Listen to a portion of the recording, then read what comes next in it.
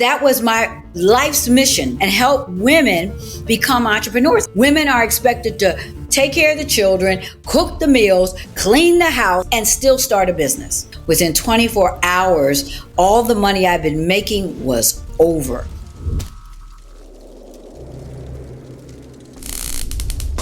Hey, Traci, welcome to the show. Glad to be here. Thank you so much for inviting me. It's a pleasure. Now, I love your energy. I've been soaking up your podcasts and the word you've been on, but there's one title which we've got to throw in there straight off the bat because this is brilliant. It's the $100 million woman. Now, when someone said, "Oh, you got to get Traci, she's the $100 million woman," kind of everything they said after that about your jewelry line, where you'd come from, how you're rated as a top speaker, consultant, you've been everywhere. That's a hell of a title. How did you get that title? First of all, it's not because I'm like the bionic woman. I actually got that title because of the money, the revenue I generated in that business. So what was the business? Traci Lynn Fashion Jewelry. So it was a fashion jewelry line selling women's accessories. Then we moved on. We never left the jewelry, which was the main part of the business, but we added things. We added handbags. Then we added handbags that we designed. Then we were patented. We have 30 patents, 15 granted and 15 provisional. We have 33 trademarks. So we just really started to expand the empire. Now, you got very good at understanding how to build a business, how to build an attitude, how to build outreach within this. But was that where you came from? Was that as you grew up? Were you in that kind of family that had that going on? Well, I was raised by two single women, my grandmother and my mother. And in my early years at age 4, my grandmother sold accessories. She sold fashion accessories and clothes. So my job as a little girl, instead of going to Miss Queenie's daycare, I went with my grandmother every single day to all of her customers. My job was to remember the customers we needed to see and how much they owed us. So I was learning money skills at 4 years old. But the ironic part of the story is that because I'm my mother's only child, she wanted me to be a doctor, a physician. So at 4, I could tell you I wanted to be an OBGYN. Now, if you were to ask me, what does that mean? I had to say, Mother, what does it mean? I didn't know. I was being programmed. I was being programmed that way by my mother and taught entrepreneurship by my grandmother. Now, we always want better for our kids than we had for ourselves. Yes. So was your family's business at the time successful? It was successful enough that my grandmother didn't have to work, but it wasn't the success we think of today. But to see her going out there day in and day out and, being the lender to her customers, extending credit, it just taught me everything. But I wouldn't say it was a long-term success. It was a quick out of the trunk hustle that lasted many years. And I learned a lot from that. And also it inspired me to run and set up an established, successful business. Now, a lot of time we've all got kids. Not everyone's got kids, but a lot of entrepreneurs have kids. And my kids have grown up seeing, obviously, me grow up as an entrepreneur, and you saw your families grow. And therefore, when they're that close, they get to see the shiny days, but they get to see the downpours. They get to see the mistakes, the days that you're not making sales, the days that you're panicking because you've got to pay fees at the weekend and you just don't have the cash. So there's a lot of those kids that get to see it inside and go, being an entrepreneur is hard work. And you've already stated that, while your nan and your mum was successful, not in what we call the parameters today of a success, did it ever dissuade you and make you think, I am going to follow being a doctor? I'm going to avoid that like the plague. No, I thought about the doctor because in my mother's mind, because she's seen the struggle, I saw it from a different angle. It was all fun for me, but my mother saw it from the perspective of this way you can have guaranteed success and money by being a physician. So I started to understand that, but I had no desire. And I tried it. I studied chemistry. I was good in math. I was good in chemistry. But every time I saw blood, I fainted. That was a clue. Medicine was not for me. So, all right. So where were you growing up, by the way? Where was this? It started in Philadelphia, and then I moved with my mother to Detroit.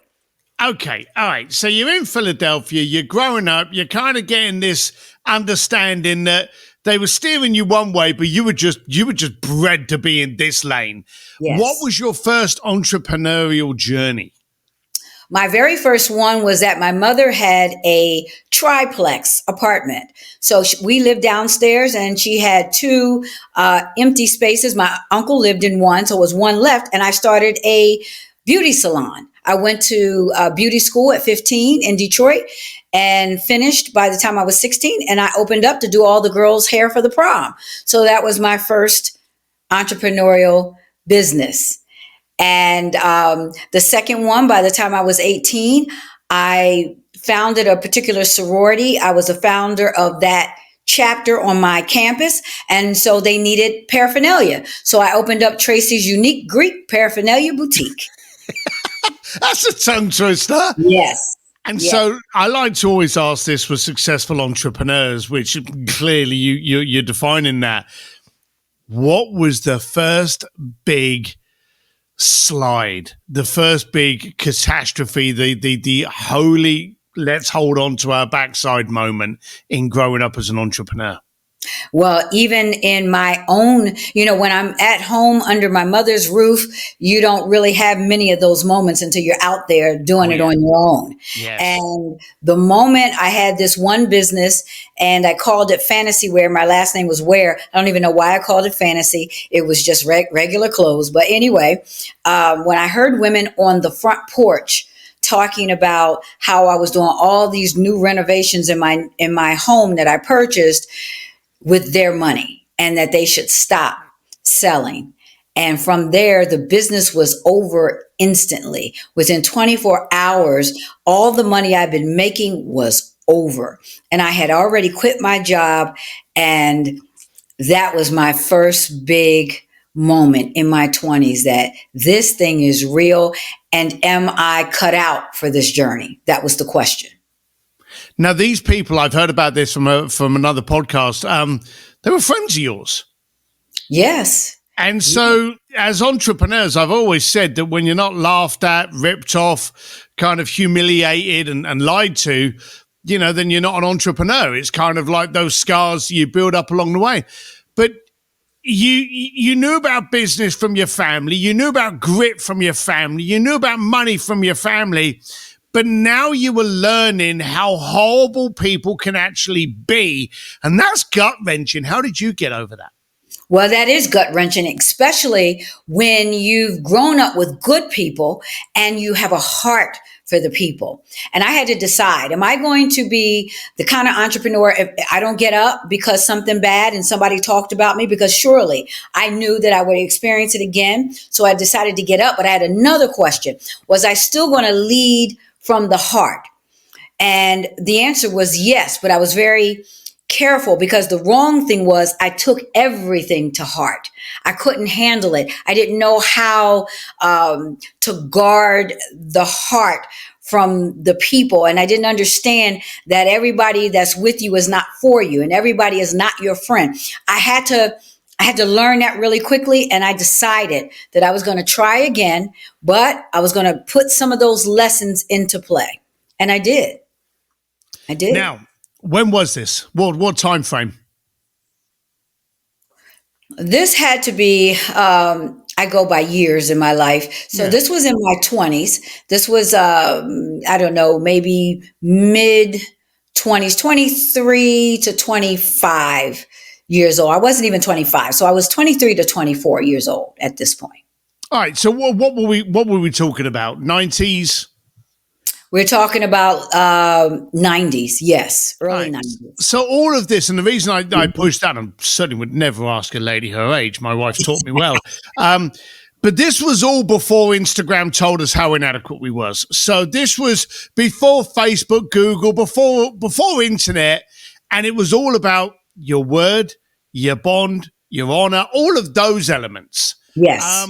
So you had to build. So how were you branding your business at the time? I was branding my business as the business that helped other women start a business. Same brand I operate today. Motivate, inspire, change lives. That's not like a cute little cliche. I mean, I actually have it trademarked, but that was my life's mission before any business. I wanted to motivate, inspire, change lives, and help women become entrepreneurs. I'd seen it demonstrated by my own grandmother. So that was the brand that took off. So I helped other women. I was the wholesaler. I got the jewelry in. They had a place that they can come to local and buy the jewelry wholesale and resell it. Hence, they were in business and I was the business partner. That was the brand.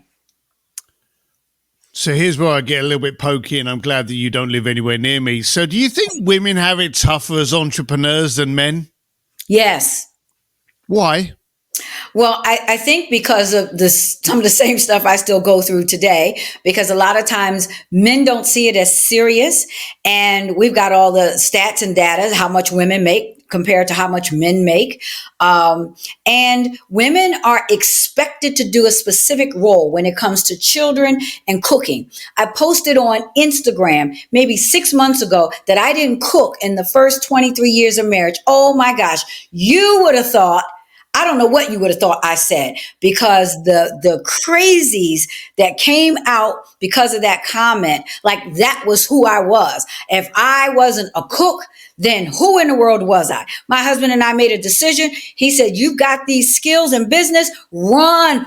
I will figure out the mills. Good man. So there is that double standard that still exists today. Hence, women are expected to take care of the children, cook the meals, clean the house. I always had a housekeeper, got a cook, and my husband helped with the child. So we're expected to do all these roles and still start a business. Yeah, it's an issue. Who'd you get the hate from, the guys or the girls? More men, and then a lot of women, but more men. You got the men throwing the hate. Now, I've got to admit, I would have, I don't know why, but I thought you would have got the women not understanding on that. No, I got a lot of men, especially even men from other countries, but even in the US where I am, lot of backlash from the men, but I did get some from the women that they didn't understand, because that's the role of a woman. Oh my gosh.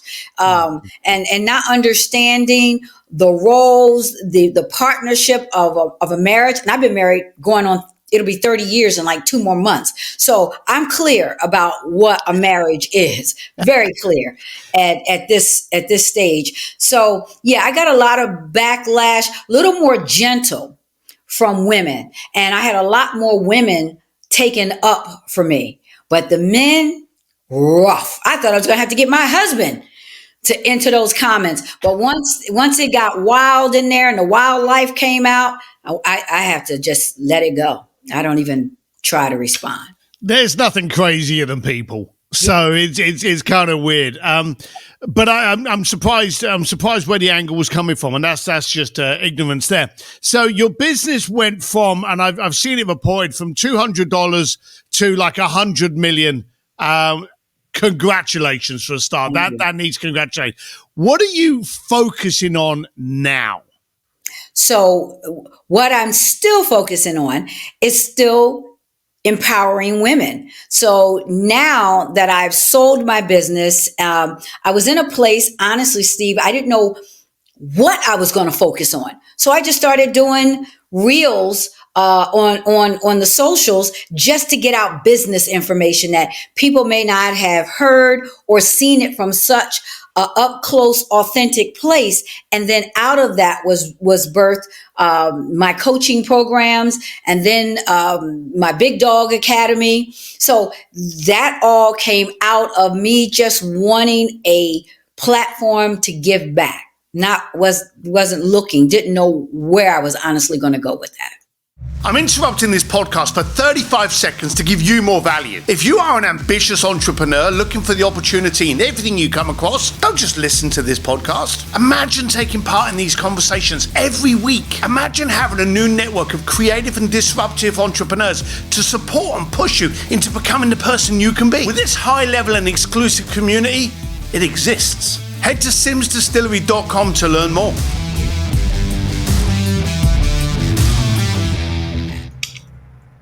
When social came across, some people were very slow and resistant, thinking, well, this is just going to be a fad. What was your opinion of social when it came across? Because again, we've already disclosed that we were talking about the 90s, so we were pre-internet. This little sexy little thing came across. Were you fast to adopt it, or were you resistant? I was slow. I was very slow, and I was very slow because I'm not native to it, just like me and you were talking about. Yeah. It wasn't like my son grew up with it. I didn't grow up with it, and I wasn't sure if it was a fad or not, but I had built at this point a substantial business without the internet, without social media. I mean, I needed the internet to do the transactions because we've been online forever, and I've been in the cloud since 2008. But in terms of using social, I was a slow adopter. And then I just got back on social not even a year ago. I was off for 2 years, and I only worked in my groups, my Facebook groups for my business things. So I understood community. I've always understood community and community of people. But honestly, I just got back on social within it's not even a year. So 11 months, maybe 10 months now. Do you think it's important to be on social if you're a business? Yes. And so what's your attitude on AI? Well, what I think about AI, because I use AI to help me write and all of those things. I think like the CEO said of AI, you better be aware because it's scary when people can, put your picture places. I know friends who can do a full podcast with their AI, avatar. With their AI. Now is that really you today, or is that your AI avatar talking? I think it's exactly. You. If I was going to put an avatar up, it would be slimmer. Right. I've always thought that. Yeah. It's chubby, so it's me. So you're using AI. What is the age group of the women that you're actually teaching? I'm just interested in those as well. 34 to about 54 is just like my ideal woman. That is that big dog either becoming one. And if they're a big dog, then they're moving to my icon circle because they've had success, great success, 6-figure success to be in the icon circle. Big dogs, they're not quite there yet. They got the potential, and I help move them there. So 35 to 54 is my target audience. I've always known the different age ranges of my target. So that's the number one target. And then there's 2, and then there's 3. And it's interesting because it's old and younger, about 24. Women about 24 start to discover me. So that's tied with the women who are about 58, 59. So that's my second tier of my ideal audience, my target. Social's great. We love social, but right. It's like everything. You can use it for good. You can use it for bad. A lot of the time, we were just speaking about it briefly, about the amount of hate that gets thrown on social. And people, we both come from an age, we both come from neighborhoods that if you said the wrong thing to the wrong person, you knew about it that second, whether it be from a slap, whether it be from a glare, whether it be from something worse, but you knew about it. Now we don't live with those repercussions. People wake up in the morning, they pour that coffee, they look at a picture, they go, well, you look fat in that. They make the comment and they go about that day, not knowing what hurt they've actually thrown out into the world. So the social can be very, very bad for us.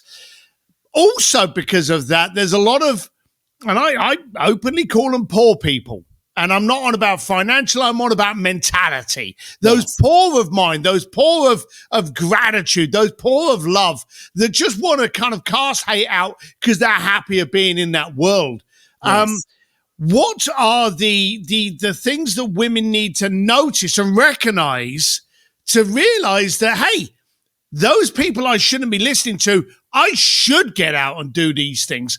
What are those hurdles or those obstacles that you think are in front of, especially women today, that they need to overcome because they do deserve more?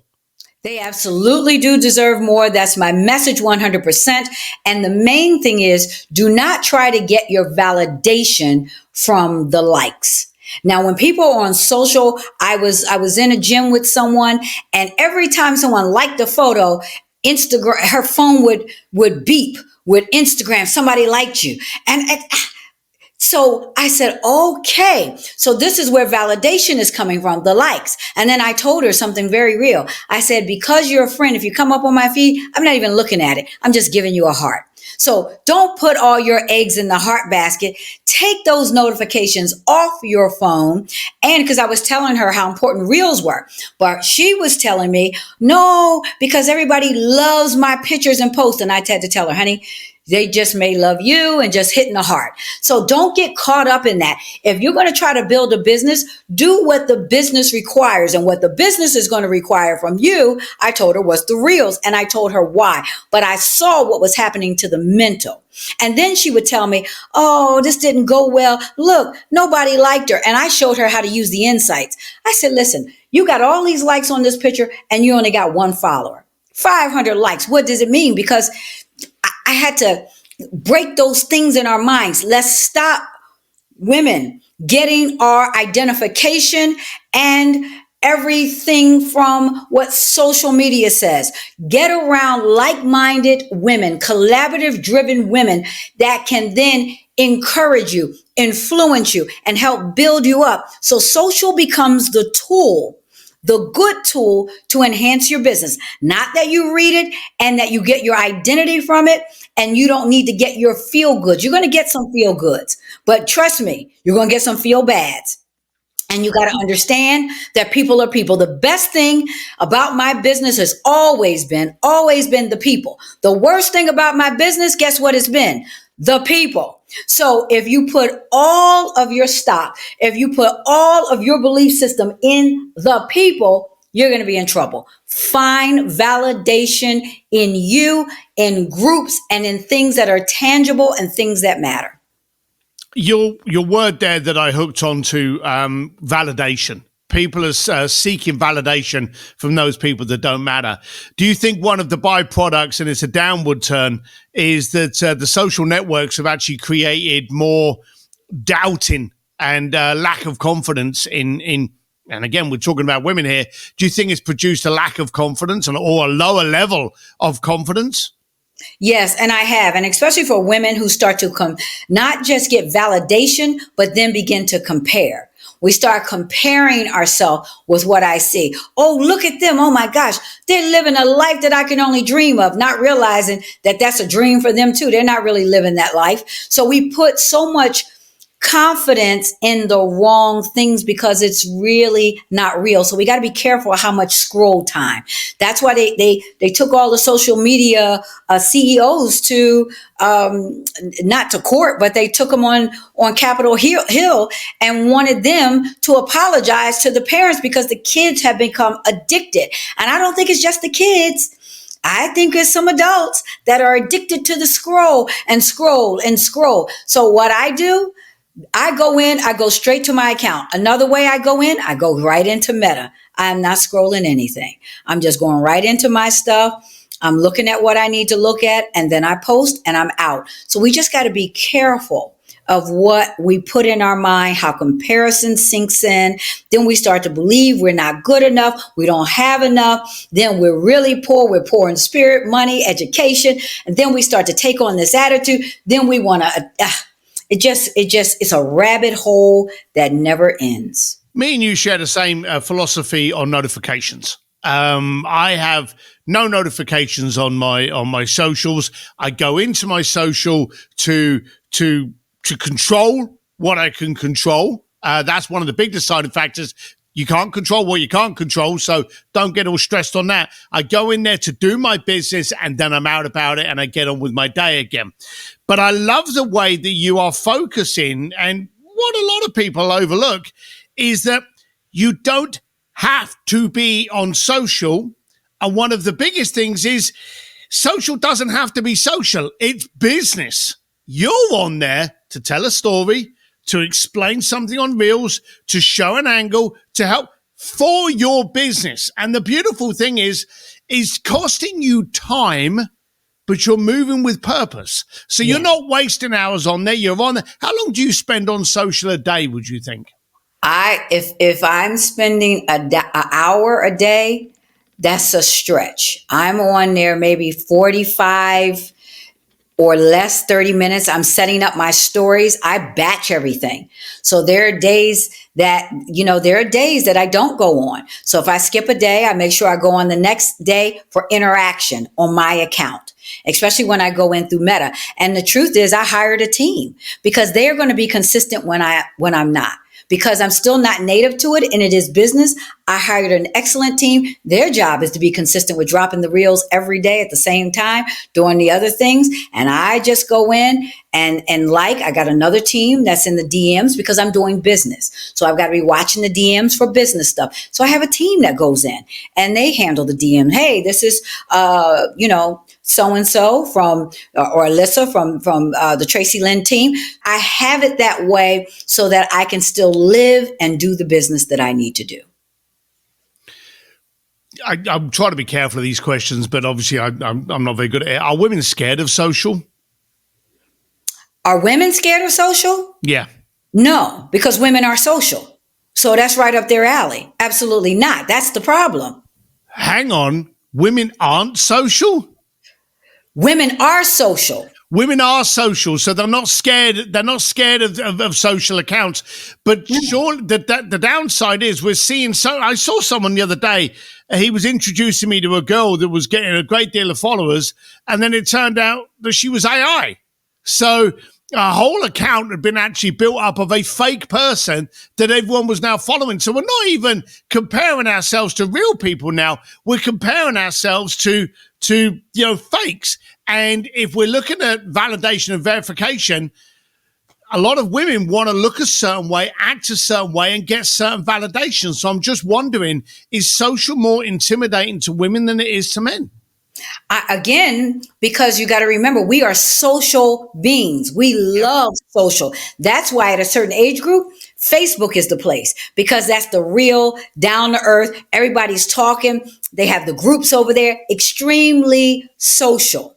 Now, Instagram, still social, but it's more on the look. Instagram is all about the look, and now they want to be in the reels, business. So they're doing that. So I would say we're absolutely not afraid. And sometimes we dive too heavy in.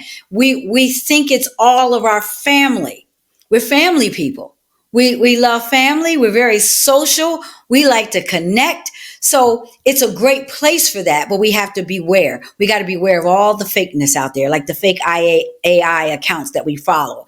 And then, I've had many accounts set up like me, and they were not me. And I'm grateful to have a blue check so that I can report those accounts and get them taken down. But there were times, just like on my TikTok, I don't have a blue check, so it's many fake me's over on TikTok. And the fake me is inboxing people like, hey, did you ever think about doing this business? It's not me. So we have to deal with that. And because people are social, the good thing is somebody who knows somebody knows me, and they'll say, oh, that's not her. It doesn't sound like her. But then those who don't know me, this is all a part of it. This is what it is. But I don't think it's intimidating. I think women embrace the social because we like social. We enjoy being social. Still the Wild West. Let's be honest, the internet is still very, very young. I know I've got socks older than Google. So, it's the fact is it's still the Wild West out there, and it's still evolving. Yes. We don't know what it's going to evolve to, and we don't know what meta, we don't know what AI is going to do to it, but things are changing. Yes. Talking about social, as we get close to the end of this, if people should follow you, and they should, I like your tempo. How's the best place, and where's the best place for them to do so? They can follow me on Instagram at Traci, TraciLynn. I've got a blue check and a green suit. That's how they're going to know it's me. Well, we're going to put how to contact you. We're going to be talking about your academy as well within the show notes. So I love you. I love your tempo. I love your tonality, and I like your spirit. So Traci, thank you very much for spending the time with me today. Thank you so much for having me. This has been an absolute blast. One of my favorite podcasts. We are so similar in our views and how we think, and you're straight to the point. I loved it. Thank you so much for having me. Look after yourself. Bye. All right. Bye-bye. Hey, thanks for listening to the podcast. You know what to do. If you love it, share, subscribe, but more than anything, do something with it. And remember, life's too short to play it safe. So disrupt, connect, and grow. See you next time.